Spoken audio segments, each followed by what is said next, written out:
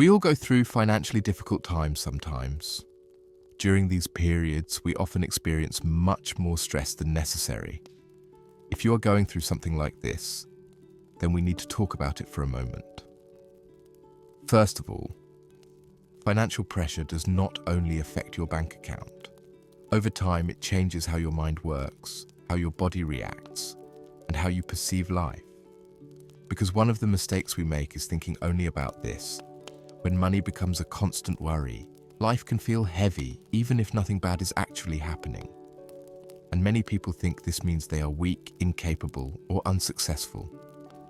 But that is not exactly true, because psychology tells us something very different. Financial pressure is one of the strongest stresses the human brain can experience. This stress does not come from money itself, but from what money represents. Today, money represents safety, stability, and the feeling of being able to control the future. When the brain perceives financial uncertainty, it does not analyze numbers or spreadsheets. It interprets it as if there is a physical threat. The nervous system switches into survival mode. That is why financial stress is incredibly exhausting even when you are doing nothing, because the body is constantly preparing for a danger that has not yet arrived. One of the most misunderstood effects of financial pressure is how it disrupts the way we think. Many people believe that if they think more, they will find a solution faster. So the same thoughts repeat over and over in their minds. What am I going to do? What if this doesn't work? What if I never recover? What if I make another mistake? What if I can't pay? But when you are under stress, the brain's problem-solving center works less effectively. You think more, but you see fewer solutions. This creates a painful cycle. As the pressure increases, you think more, and the more you think, the more trapped you feel. Another hidden effect of financial pressure is constant hypervigilance. The mind continuously scans for danger. You monitor conversations. You check bank notifications. You constantly fall into calculating and worrying thoughts.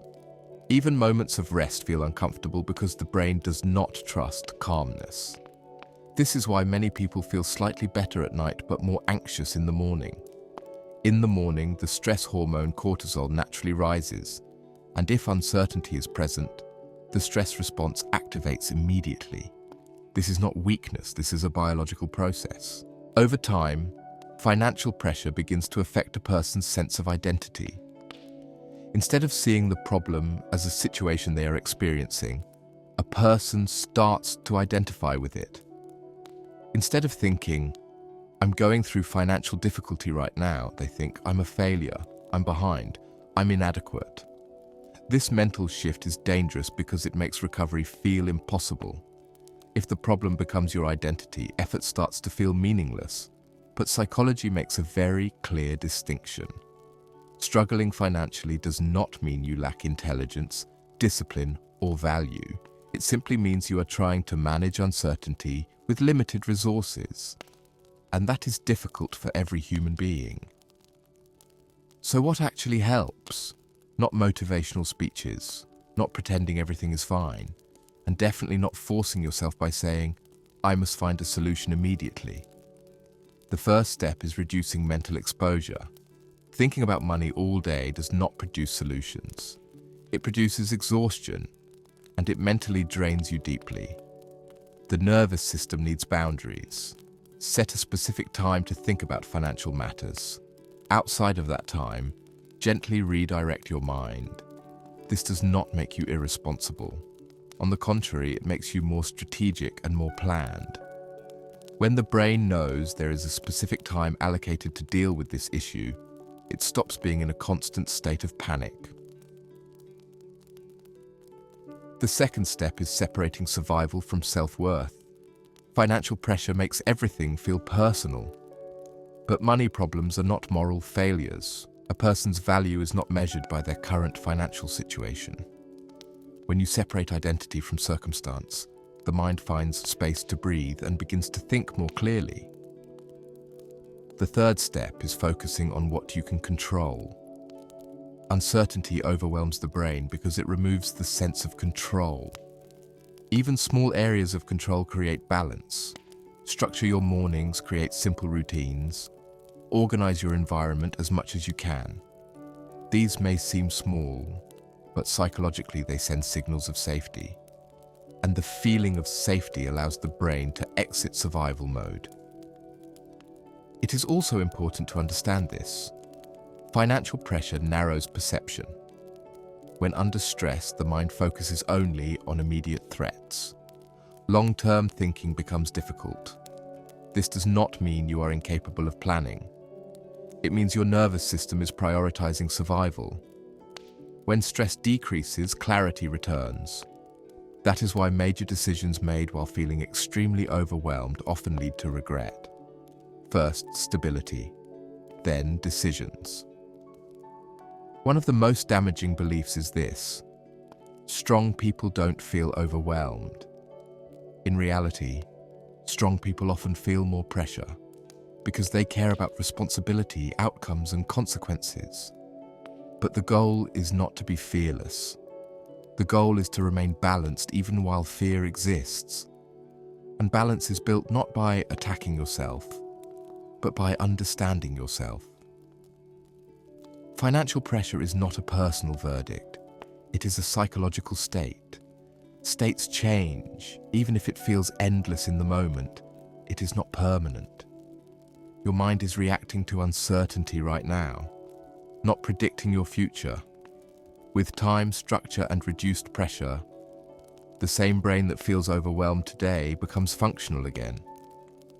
You do not have to solve everything at once. You do not have to have all the answers today. It is enough to give your nervous system enough safety to move forward. And that is more than enough to begin. Maybe there is still one question repeating in your mind right now. So what am I going to do? There may not be a clear answer to that question yet, but it is important to know this. Every answer comes from a calm mind, not a panicked one. When your mind is constantly in alarm mode, it cannot make the right decisions. That is why the strongest thing you can do right now is not to try to solve everything, but to create some space. Some periods of life are not about making big leaps forward. Sometimes, simply managing not to fall apart even more is progress. If you are still standing today, if you are still looking for solutions, if you have not given up, that is far more than you think. Financial pressure quietly exhausts a person. But in that same quiet, resilience also grows. Everything may feel uncertain right now, but uncertainty does not mean the end. It is only a temporary gap.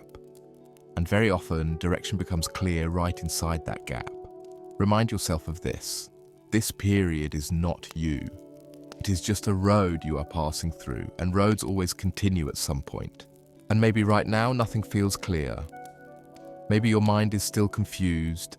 Maybe there are a few paths in front of you, but you don't know which one is right. That's completely normal. Some periods in life don't give answers. They just ask you to endure. This doesn't mean you need to stop. It only means you need to be a little less hard on yourself. Don't forget this. The pressure you're experiencing right now is not something that will last forever. Even if your mind makes it feel that way, that's not the reality. The human brain doesn't like uncertainty. But uncertainty is also where change begins. Struggling today doesn't mean you will struggle tomorrow. Feeling tired today doesn't mean you are exhausted. Sometimes the only thing you need to do is stay on your feet for one more day. Try one more day. Not give up for one more day. And these things that seem small over time create real change. If you've watched this video up to this point, it means there is still a strength inside you to pull things together. Everything doesn't have to be fixed immediately, but everything can change slowly. And most of the time, change begins without being noticed. Quietly,